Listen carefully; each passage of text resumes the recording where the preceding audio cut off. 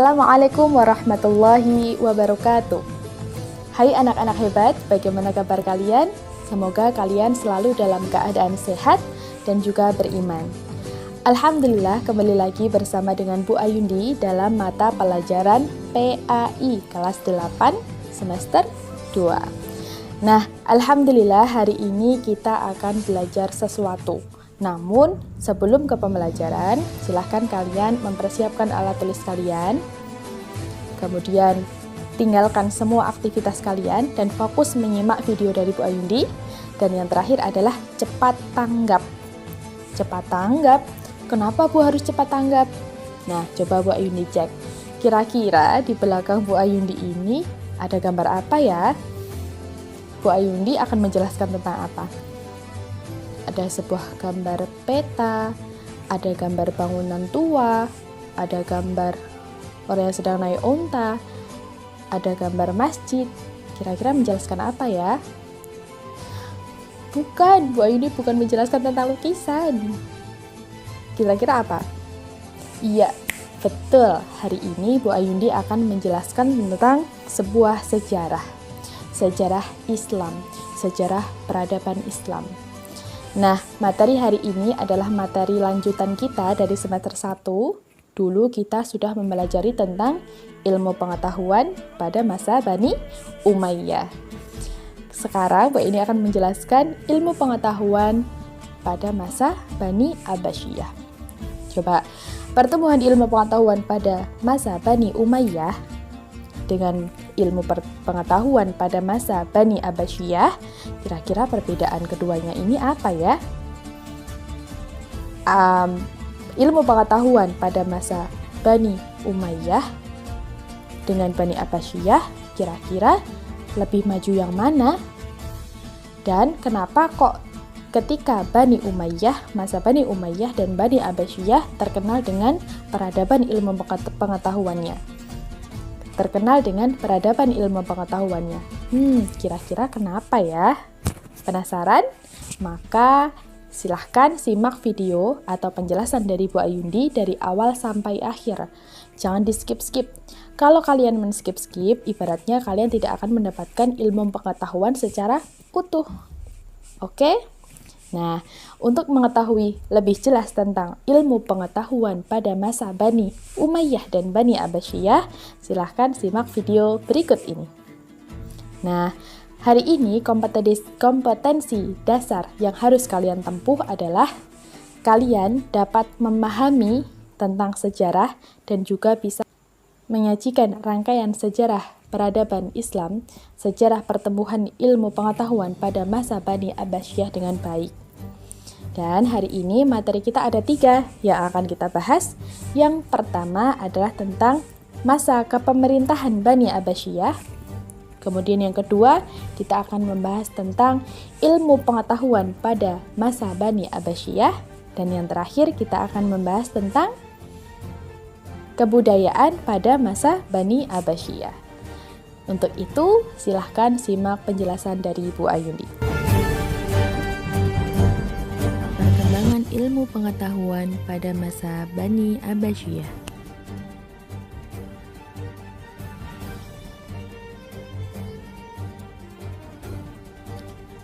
Bani Abbasiyah didirikan oleh Abu Abbas As-Sofa tahun 750 Masehi atau 132 Hijriah setelah memenggal keturunan terakhir dari Bani Umayyah, yaitu Khalifah Marwan bin Muhammad bin Marwan. Nah, tumbuh dan berkembangnya peradaban pada masa Bani Abbasiyah terjadi setelah perluasan wilayah secara besar-besaran. Faktor yang paling dominan untuk mendorong perkembangan peradaban dan ilmu pengetahuan adalah adanya kebijakan dari Khalifah Abu Ja'far bahwa yang menjadi khalifah harus yang benar, mencintai dan dapat mengembangkan ilmu pengetahuan. Berdasarkan perubahan pola pemerintahan dan politik, para sejarawan membagi masa pemerintahan Daulah Abbasiyah menjadi 5 periode.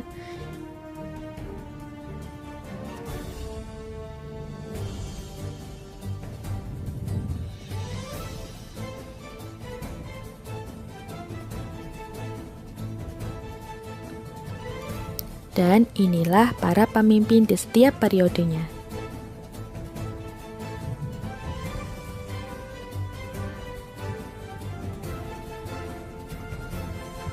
Bani Abbasiyah mencapai puncak kejayaan saat dipimpin oleh 5 khalifah. Yang pertama, Abu Abbas As-Soffah. Abu Abbas As-Soffah merubah Selat Hormuz menjadi Bandar Abbas, yaitu kota di sebelah selatan Iran yang kini penduduknya berjumlah 352.000 jiwa dan merupakan pelabuhan paling sibuk hingga saat ini.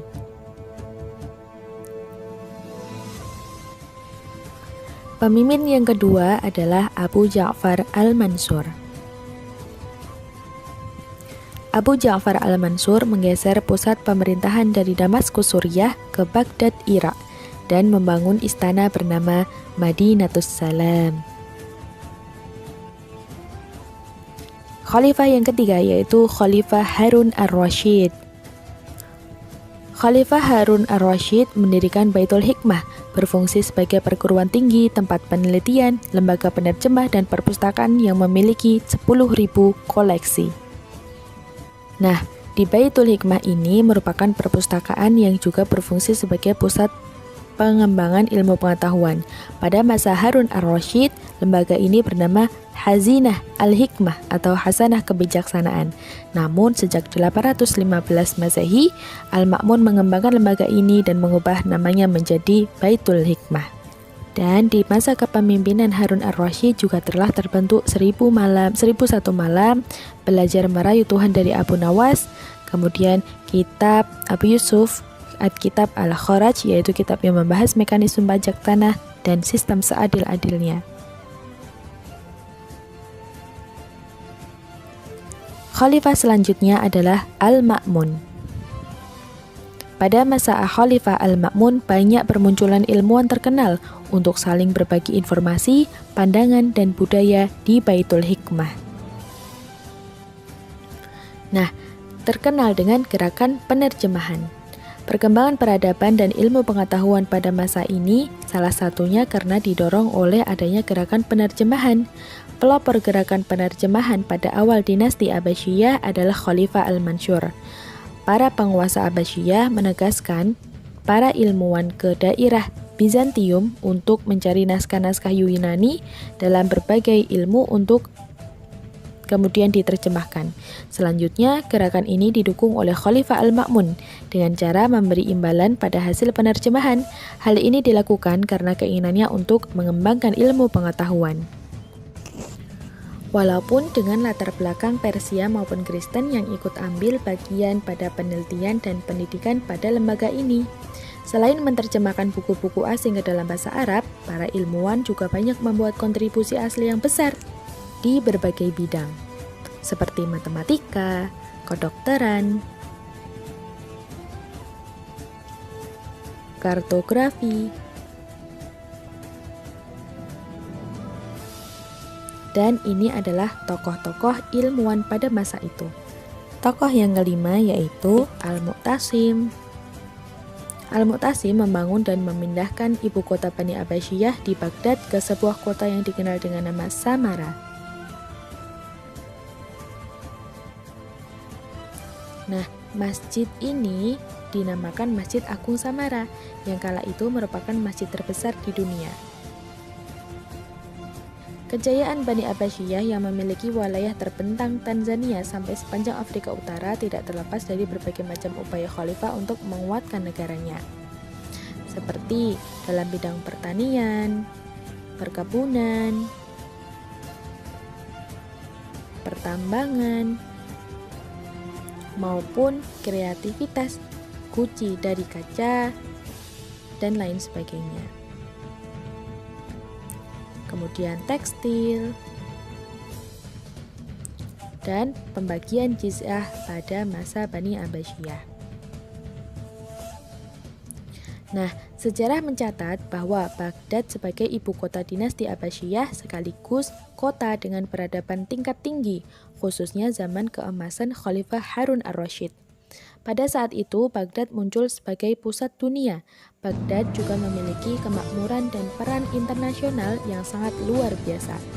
Namun, selain Baghdad, terdapat juga kota-kota yang dianggap menjadi pusat peradaban masa Abbasiyah. Kota-kota tersebut adalah kota Samara, Kark, Anhar, Bukhara, dan Samarkand.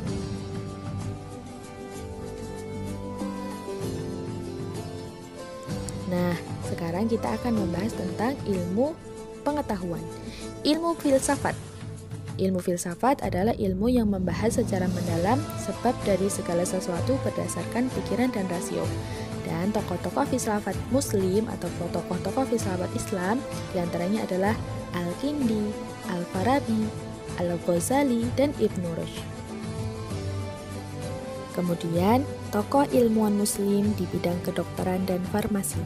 Tokoh-tokoh di bidang kedokteran dan farmasi diantaranya adalah yang pertama, Ar-Razi, karyanya terkenal di bidang cacar dan campak. Kemudian Ibnu Sina, karyanya terkenal Qanun fi at-Tibb. Kemudian Ali bin Sahal, karyanya yang terkenal adalah Firdaus al-Hikmah atau surga hikmah. Nah, kemudian ilmuwan di bidang matematika. Tokoh-tokoh di bidang matematika adalah diantaranya Al-Khwarizmi atau pengarang kitab Al-Jabar yang menemukan angka 0. Kemudian yang kedua, Al-Farukhan, insinyur arsitek di kota Baghdad. Kemudian Banu Nusa, yakni ahli ukur memiliki banyak karya di bidang ukur atau pengukuran. Nah, kemudian di bidang kimia, tokoh kimiawan Muslim yang paling terkenal adalah Jabir ibnu Hayyan. Nah, kemudian tokoh Muslim di bidang astronomi. Tokoh-tokoh astronomi diantaranya adalah Al-Farazi, Al-Battadi, Al-Biruni, dan Al-Farghani. Nah, kemudian di bidang teologi diantaranya adalah Abu Hayyan Al-Asy'ari, Abu Mansur Al-Maturidi, Wasil ibnu Atha, Ahmad ibnu Ja'far At-Tabari. Nah, kemudian di bidang sastra dan bahasa, di antaranya adalah Abdul Hamid Al-Khatib, yaitu pelopor seni mengarang surat, kemudian Ibnu Abdi Ar-Rabib, penyair yang berbakat, dan Al-Jadid atau beliau adalah seorang sastrawan. Nah, sekarang kita akan membahas tentang perkembangan ilmu agama pada masa Bani Abbasiyah. Selain perkembangan ilmu pengetahuan, ilmu agama juga mengalami perkembangan pada masa Bani Abbasiyah. Beberapa bidang ilmu agama yang berkembang pada masa itu diantaranya adalah hadis, tafsir, dan fikih.